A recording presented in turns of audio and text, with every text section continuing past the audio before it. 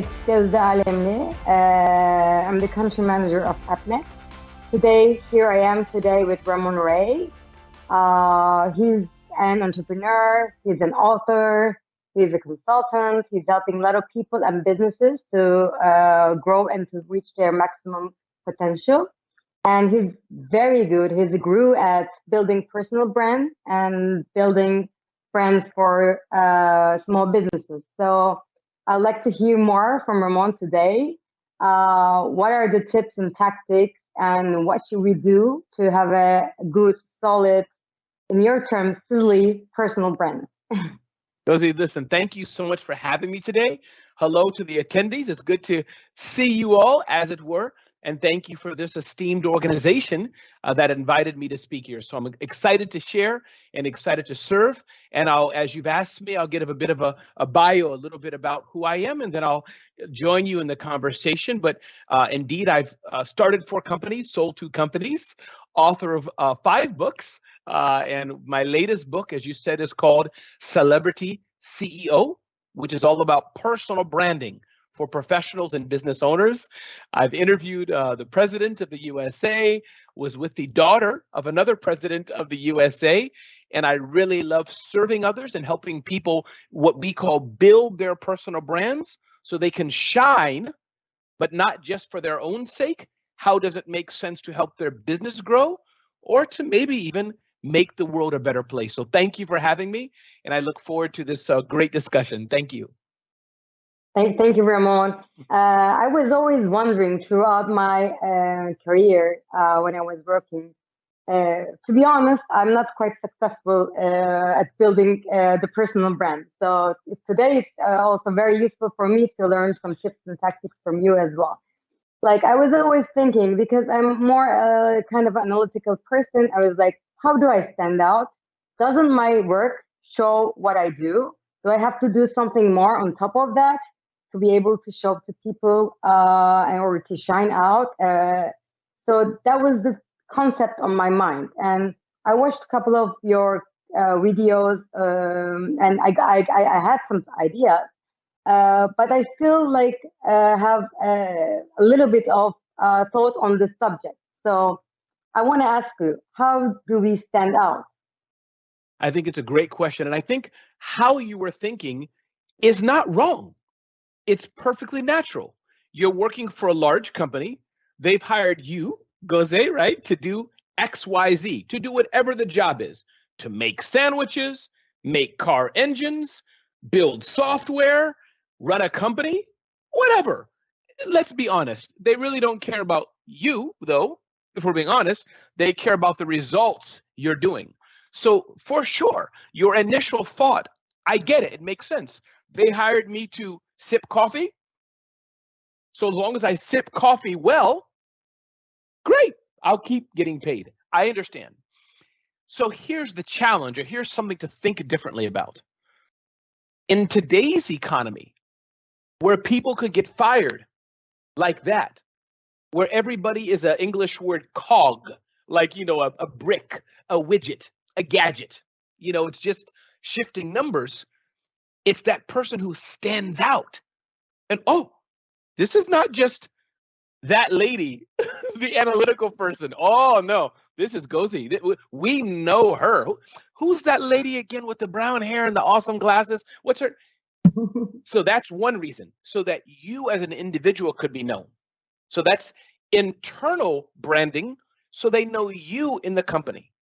I think point 2, as you're going to talk to customers, external facing issues, it's also important to consider having your own personal brand. Yes, you're going to represent the company, but in some cases, wouldn't you want the customer to know who you are when they're thinking of buying again or referring business? And then point 3, so I can talk to kind of everybody who may be listening today.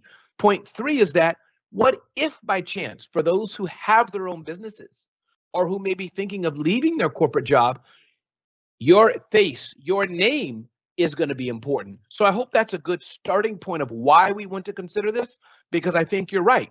For those who work for a company, they hired me to do XYZ. I'm doing it. What more do I need to do? But now I hope you see, I'll repeat. A, internal branding. So you're more than just like the English word Jane Doe or John Doe, we would say in English, right? In America. So you're more than that. And then two, so your external clients and customers, so they can call upon you, they can connect with you. And then three, those who have their own businesses, for the smaller companies, it's Ramon. And kind of right how we got connected. It wasn't my company, So Much Smart Hustle, my book, Celebrity CEO, maybe. But at some point, I'm guessing, okay, let's look at this guy, Ramon. He's a bit crazy. He talks a bit fast, but let's invite him to speak at our event. Was that helpful? Yeah, very much. You mentioned the terminology, the celebrity CEO. I know what it means, but I would like to ask you to elaborate further for our audience, because I think it's a very good terminology, and you can adopt it to a lot of things in your business life, and I think it's important, and it's very catchy. Sure. So, would you mind just explaining our audience what that means? Absolutely. So celebrity CEO. And by the way, anyone listening who wants more information on that, if many of you may use Instagram, I don't know if it's popular for everybody, but you can just DM the word celebrity CEO and I'll send you a lot of information to me on Instagram about that concept. But here's what it means. Let me tell you first what it doesn't mean. And again, since I'm, in the USA, please allow me some grace, everyone listening, to use some American terminology, since that's what I'm comfortable with. So it doesn't mean being President Obama, President Biden, President Trump. It doesn't mean being Michael Jackson, who we all probably know, right? These are iconic names that are known pretty much globally around the world. They are celebrities. It doesn't mean Kim Kardashian, etc. But what celebrity CEO means is that in your local market, you're well known. So in my town where I live out here, in the town where you live out, who's watching us and enjoying, hopefully you're enjoying our discussion, maybe you have a coffee shop. I don't know about your coffee shop. Never heard of it. But it doesn't matter, because I live near New York City. I'm never going to buy your coffee. But you need to be the celebrity in your local market, 2, 3, 4 mile radius. Those people need to know you. So are you the celebrity in that local market? Or in your area?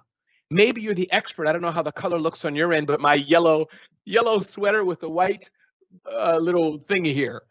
Maybe you're the best sweater maker in Europe or wherever you may be in the world, right? Africa, Asia, etc.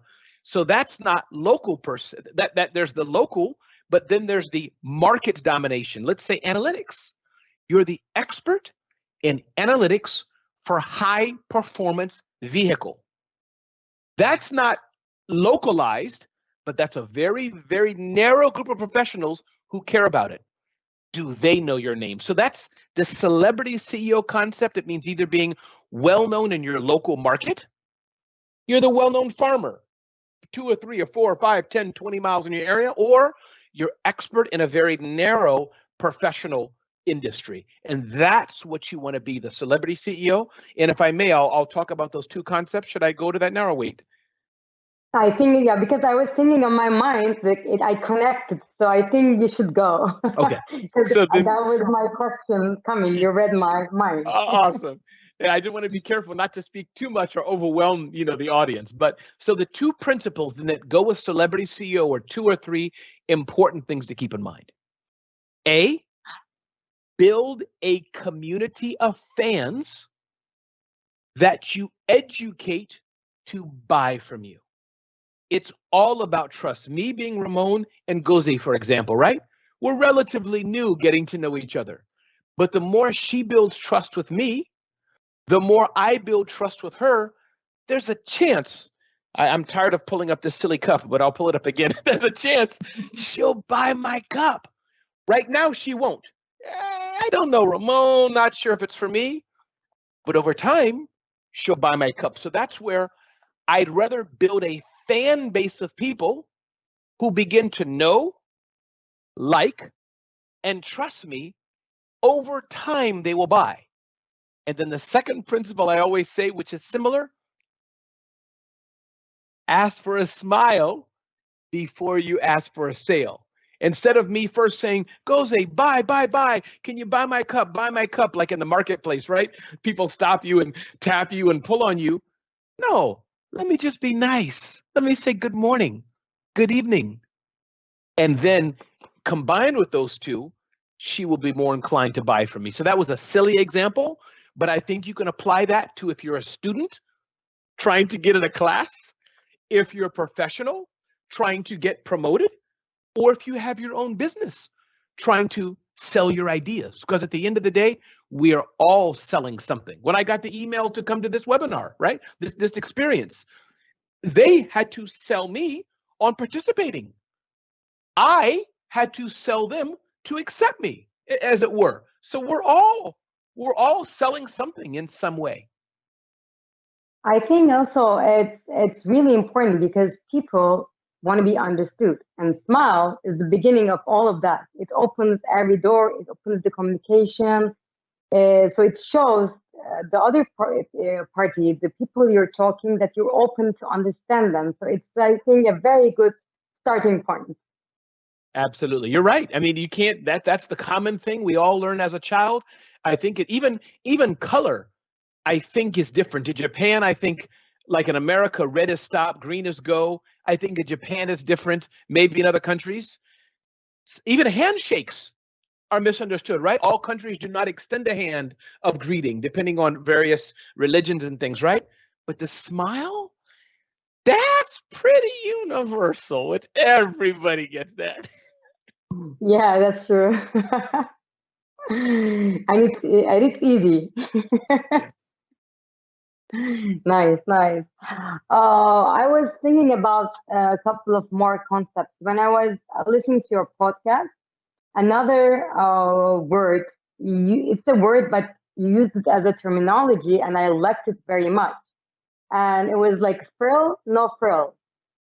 And I really like how you put it. It's the part, and it's a very important, very crucial part upon the branding issue that we're discussing today. So would you be kind to just elaborate that further as well? Sure. And again, I'm glad we're speaking to such a diversity of people here, whether it's students, businesses, corporations. These are universal principles.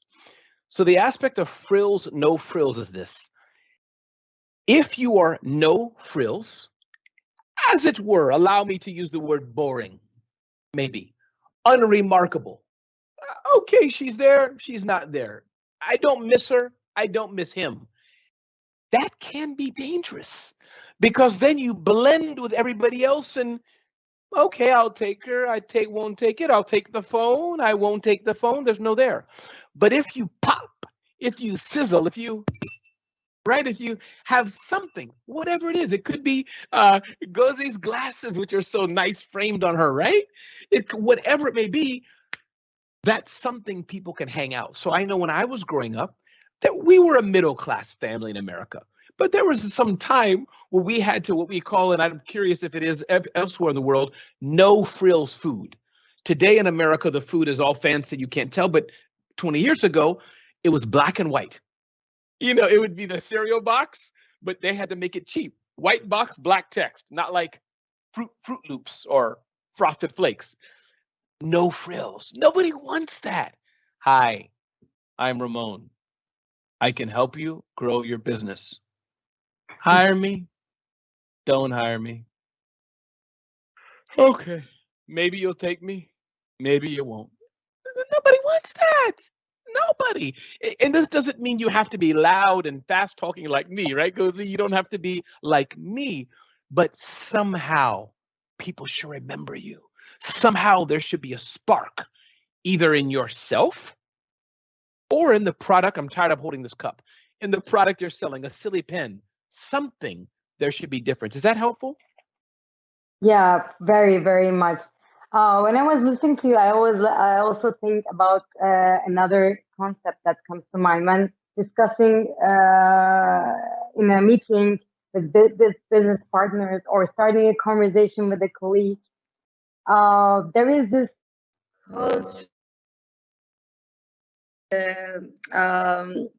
personal issues. And it makes a difference. Some people start the conversation with a personal detail and then jump into the conversation. Some people don't, just, yes, we start the meeting and everything is very solid and serious. I myself, of course, in a very balanced way, I love to learn something from people I work with, I partner with, my clients, my partners, my colleagues. It's a good bonding element.